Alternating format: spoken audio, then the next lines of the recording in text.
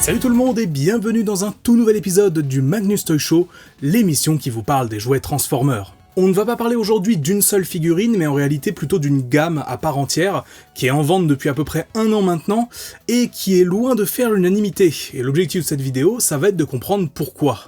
Les jeux War for Cybertron et Fall of Cybertron font partie des médias Transformers les plus populaires du 21e siècle. Sortis en 2010 et 2012 respectivement, ils proposent aux joueurs de vivre de l'intérieur la grande guerre civile cybertronienne, de son déclenchement jusqu'au départ des Autobots et Decepticons de leur monde natal. Aux côtés de Transformers Prime, ça a fait vraiment partie de ces médias qui commencent un peu à dater mais qui ont laissé d'excellents souvenirs à ceux qui ont grandi avec et à juste titre. Pourtant, du côté des figurines à l'époque, on ne peut pas dire que ces jeux aient été ultra exploités. On a eu un certain nombre de figurines dessus bien sûr, mais il s'agissait quasi exclusivement de Deluxe, donc des jouets pas ultra grands, avec aucune réelle échelle entre les personnages, et malgré quelques réels bangers comme Optimus, Megatron ou même Shockwave entre autres, on a aussi eu notre lot de trucs pas terribles comme Jazz ou encore Bruticus, qu'on peut un peu excuser car c'était l'un des premiers combiners modernes à avoir existé à l'époque, mais qui n'en restait pas moins étrange, comparé au rendu 3D du jeu. Pendant de nombreuses années, et en particulier depuis l'arrivée de la gamme Legacy il y a un peu plus de 2 ans maintenant, beaucoup de fans ont attendu des mises à jour de ces personnages, que ce soit ceux qui n'avaient pas encore été adaptés, ou ceux qui méritaient des plus grosses figurines. Et en 2023 est donc arrivée dans la gamme Studio Series une sous-gamme nommée Gamer Edition, reprenant donc les personnages des jeux. Révélée en grande pompe il y a 1 an environ, les premières réactions ont été mitigées. Très rapidement, c'est devenu apparent que cette gamme ne faisait pas l'unanimité. Malgré l'apparition de tout nouveaux personnages, comme Barricade, qui avait jamais été fait en figurine, ou encore Optimus, qui enfin est un peu plus gros, étant désormais un Voyager, il y avait quelque chose qui semblait ne pas aller sur ces jouets, quelque chose qui les empêchait d'être vraiment super appréciés par tout le monde, et justement, on va essayer de comprendre aujourd'hui pourquoi. Et pour illustrer cela, je vous propose de commencer sans plus attendre par Optimus Prime et Megatron, les leaders de chaque camp, qui pour moi illustrent parfaitement l'ensemble des qualités et des reproches aussi faits à cette gamme Gamer Edition. Optimus Prime tout d'abord nous arrive donc avec un mode robot très fidèle au modèle du jeu, dans des proportions un peu plus massives et carrées que ce qu'avait proposé le Deluxe de l'époque. Niveau accessoires, on est super bien servi, avec sa grosse hache ainsi que son blaster, qui va venir se fixer en remplaçant son bras droit. En cela, c'est une excellente fonction de la gamme Gamer Edition. Chaque bras droit des figurines va pouvoir être remplacé par une arme reprenant le design de celle vue dans le jeu. Que ce soit les armes à feu classiques, les gros blasters, tout est proposé. Et ça, c'est cool, en plus d'être évidemment compatible avec les effets de tir des gammes Generations. Optimus arrive même avec une petite matrice du commandement qui reprend le design vu à l'écran, et globalement c'est un mode robot très réussi. Son côté mastoc lui empêche de prendre des poses super complexes, mais ses articulations n'en sont pas mauvaises pour autant. Il est plus que dans la norme de ce qu'on est en droit d'attendre d'une figurine Studio Series moderne. Malgré tout, comme on dit, le diable est dans les détails, et justement c'est dans les détails qu'on commence à voir les manquements de cette figurine. On peut notamment penser à ces énormes parties vides dans les cuisses, ou encore le torse, qui est un peu trop plat comparé au modèle d'animation, qui ressortait beaucoup plus. On trouvait dans le dos d'Optimus un logo Autobot gravé, qui malheureusement n'est plus présent ici, alors que c'était le cas à l'époque sur le Deluxe. Et globalement, je sais pas si je suis le seul à penser ça, mais par moments, j'ai presque la sensation qu'il y a quelque chose de off sur cette figurine, si on peut dire quelque chose qui va pas. Comme si, malgré le fait qu'elle coche tout un tas de cases, il y avait toujours quelque chose qui manquait, et je pense que justement, ça vient de cette accumulation de petits détails qui sont pas forcément ouf et qui du coup nuisent un petit peu à l'ensemble. Après une transformation sans surprise et plus agréable que le Deluxe de l'époque, le mode camion reprend là encore l'esthétique cybertronienne propre au jeu. Et encore une fois, globalement, c'est une bonne représentation de ce camion à l'esthétique originale et biscornue, mais encore une fois également, le diable est dans les détails, et des gros détails pour le coup. Typiquement, l'avant du camion est rendu de façon approximative, on va dire. C'est en gros celui du jeu, mais j'avoue que la fausse vitre qui passe par-dessus les vraies vitres du robot, justement car celles-ci n'ont pas la bonne forme de base, ça me titille un peu. À sa décharge, la figurine de l'époque non plus n'avait pas fait un taf incroyable à ce niveau, mais ça restait moins pire. En revanche, l'éléphant dans la pièce ici, c'est ça. Tous les avant-bras du personnage qui ressortent à l'arrière et qui sont... non seulement moches, mais qui donnent l'impression qu'il manque un truc en fait. J'ai l'impression qu'il manque une pièce à la figurine, mais non, c'est comme ça qu'il se transforme et il n'y a rien qui couvre cette partie. Clairement, l'ingénierie est différente de l'époque de son premier jouet, les transformations sont différentes, mais je pense qu'il y avait réellement moyen de faire mieux avec ça, quitte à faire un peu du parts forming, au moins inclure 2 petites pièces à mettre à l'arrière quoi. Alors oui, dans le cadre d'une exposition sur une étagère par exemple comme les Transformers qu'on voit derrière moi, personne va exposer son Optimus à l'envers, sauf que comme je le dis très souvent, Une figurine Transformer, c'est un objet en 3 dimensions. C'est fait pour être observé, c'est fait pour être pris en photo, sous différents angles, etc. etc. Et donc, malgré tout, c'est pour ça qu'on est en droit d'attendre un minimum de la part de l'arrière des véhicules, ou des robots, ça dépend. Ce n'est pas comme l'undercarriage qui est en gros l'ensemble des parties du robot présentes sous le véhicule, car ça pour le coup, non seulement c'est impossible de ne pas en avoir, mais pour le coup, une fois le camion posé sur une surface plane, on ne voit plus rien. Là où ces grosses mains boudinées, on les voit toujours en train de se balader à l'arrière.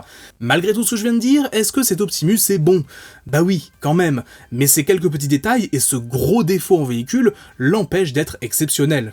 Et on va voir que c'est la constante quasiment des Gamers Edition jusqu'à présent. Il y a plein de choses qui vont, des bonnes représentations, mais il y a toujours quelques petits détails ou un gros défaut qui vont venir gâcher l'ensemble ou en tout cas le ternir. Et quel meilleur exemple pour cela que Megatron ?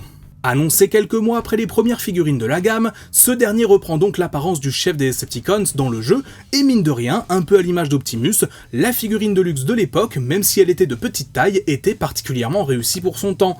En mode robot, visuellement comme ça quand on voit, on retrouve parfaitement le perso, encore plus que sur Optimus. Entre ses différentes parties rouges, la plupart des marques violettes sur son corps, et les proportions globales, on est servi.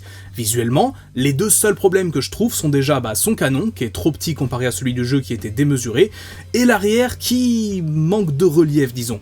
Je demande pas qu'on lui mette un gros backpack, mais étant donné que l'arrière du personnage, c'est ce que le joueur voit pendant 95% du temps, on aurait pu s'attendre à mieux, car même le Deluxe de l'époque avait réussi à reproduire à peu près cela. Et niveau articulation, c'est un peu la même chose. Les bras fonctionnent un peu comme on s'y attend, sauf un clic qui est présent au niveau du coude sans qu'on sache vraiment pourquoi. Ça rend la posabilité un peu moins permissive et j'avoue que je comprends pas vraiment pourquoi ils ont fait ça. Et là maintenant, si vous regardez derrière les jambes de ce Mégatron, vous vous demanderez sans doute pourquoi il a l'air d'avoir 2 trucs cassés. Et à ça, je vous répondrai que ce n'est pas un problème de conception de ma figurine, mais plutôt un mal nécessaire si on veut avoir des genoux un tant soit peu potables. En effet, la figurine telle qu'elle nous arrive dans la boîte a des sortes de petites cales à l'arrière des genoux qui ne servent à rien et empêchent de les reculer.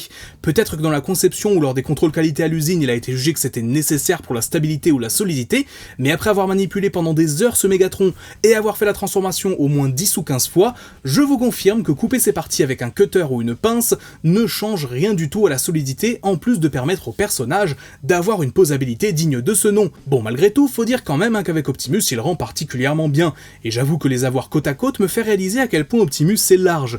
En fait, on a un peu la sensation d'avoir un Optimus un peu pâteau et un Mégatron très athlétique et plus dynamique. Après, c'est fidèle au jeu et les deux sont censés faire la même taille, donc ça va, ça passe. Tout comme pour Prime, la transformation n'est franchement pas difficile et on obtient au bout un mode tank qui est réussi esthétiquement, mais qui mériterait presque bien le titre de brique. Encore une fois, ce tank, il n'a pas fait l'unanimité.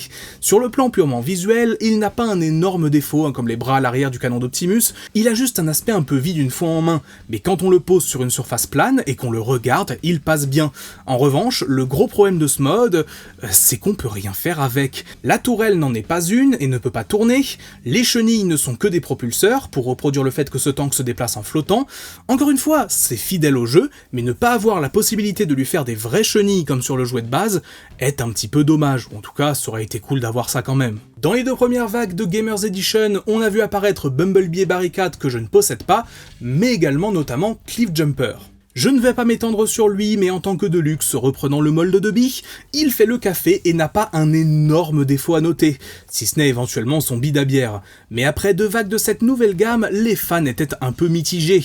Beaucoup louaient à juste titre le boulot tout de même plutôt bon dans l'ensemble fait autour de ses designs, qui honnêtement sont assez complexes à rendre en figurine, mais d'autres ne pouvaient s'empêcher, à juste titre également, de relever tous ces défauts qui empêchaient les Gamers Edition d'être des vrais indispensables. Ça a même conduit certains à faire un peu une sorte de révisionnisme en disant que les designs de Warfare Cybertron, dans le fond, ils étaient mauvais depuis le départ.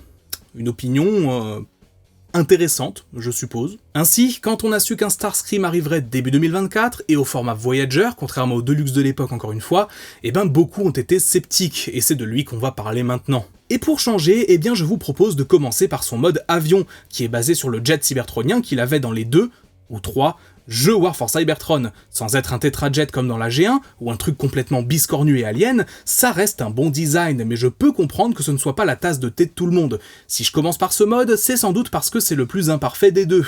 Vu du dessus, rien à signaler, et on appréciera même l'attention portée à certains détails, comme les pieds qui peuvent incorporer des effets de tir pour reproduire des réacteurs. Un peu à l'image de Megatron, on a un peu de vide, mais là où ça fait mal, c'est ses bras visibles en dessous. Comme je l'ai dit tout à l'heure, l'undercarriage d'un Transformer ou les parties visibles sous son mode véhicule, ce n'est pas quelque chose qui me gêne en temps normal. Cependant, quand des parties sont visibles quand le mode alternatif est posé à plat, ça devient problématique, en particulier quand il s'agit des bras entiers du robot qui ressortent de façon un peu disgracieuse. Tout comme Megatron et Optimus, ce Starscream se transforme plutôt facilement, et on obtient alors un robot qui a été beaucoup critiqué, mais qui est pourtant à mon sens une vraie réussite sur plus d'un point. Déjà, vous vous souvenez de quand j'ai déploré l'absence de quoi que ce soit d'intéressant à l'arrière de Megatron? Eh bien ici, non seulement Starscream a un backpack cohérent visuellement, mais en plus, il est globalement fidèle au jeu. Bon, c'est pas exactement ça, mais c'est déjà mieux qu'Optimus qui avait la moitié de son camion dans le dos, et Megatron qui donnait l'impression d'avoir été coupé. Autre point qui est plutôt cool, les articulations sont complètes. Pas de pièces bizarres comme Megatron, ici tout ce qu'on espère avoir d'un Voyager moderne est présent, jusqu'aux pieds qui peuvent s'incliner, et dont la surface assez imposante aide à la stabilité. Les mains aussi d'ailleurs sont plutôt cool, il y a des ports 5 mm, et les doigts sont rendus de façon plus dynamique, un peu comme sur le Megatron de luxe de l'époque. On va bien sûr pouvoir remplacer son bras droit par le sniper fourni avec, ou lui faire tenir directement. Son autre arme, une sorte de grosse masse d'énergon, m'a toujours semblé un peu trop bourrine pour un personnage comme Starscream, mais ça fait partie de l'identité de ce design et c'est très cool que ça a été inclus. On notera d'ailleurs que la partie avant de la masse est faite dans une sorte de plastique très souple et dense, ce qui rend l'ensemble assez lourd et peut malheureusement un peu gêner la prise en main.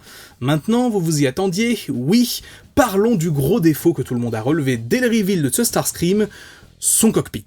Sous prétexte d'une nécessité d'incorporer la tête à l'intérieur de ce dernier en mode véhicule, le cockpit a été sacrément grossi comparé aux jouets de l'époque, mais surtout, comparé au modèle d'animation. Si le reste de la figurine est extrêmement fidèle au Starscream du jeu, cette partie spécifique fait un peu tâche.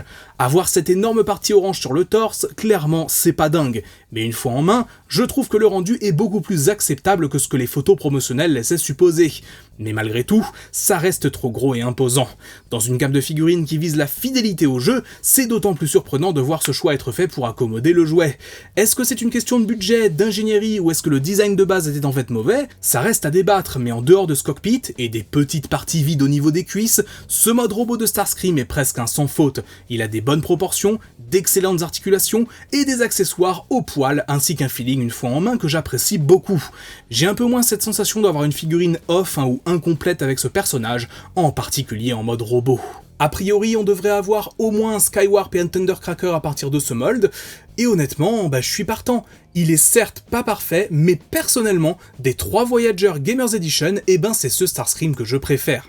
Bref, la gamme Gamers Edition, c'est loin d'être un sans faute, mais malgré ces quelques loupés, je pense qu'on a un gros potentiel pour l'avenir. Si on corrige ces quelques défauts qu'on voit à droite à gauche, on se rapproche d'avoir d'excellentes figurines du même niveau que ce qui est proposé dans Legacy ou dans les autres Studio Series. En tout cas, comptez sur moi pour vous parler de tout ça. Merci beaucoup d'avoir regardé cette vidéo, j'espère vraiment qu'elle vous aura plu. Dites-moi en commentaire laquelle des figurines parmi celles qu'on a vues aujourd'hui est votre préférée. Et si vous souhaitez choper le Starscream ou même n'importe quelle autre figurine Transformer, c'est disponible chez Mania Toys Collector, le lien sera dans la description. Sur ce, c'est tout pour moi, c'était Magnus, on se dit à très bientôt. N'oubliez pas le petit pouce bleu pour soutenir la chaîne, ça aide beaucoup.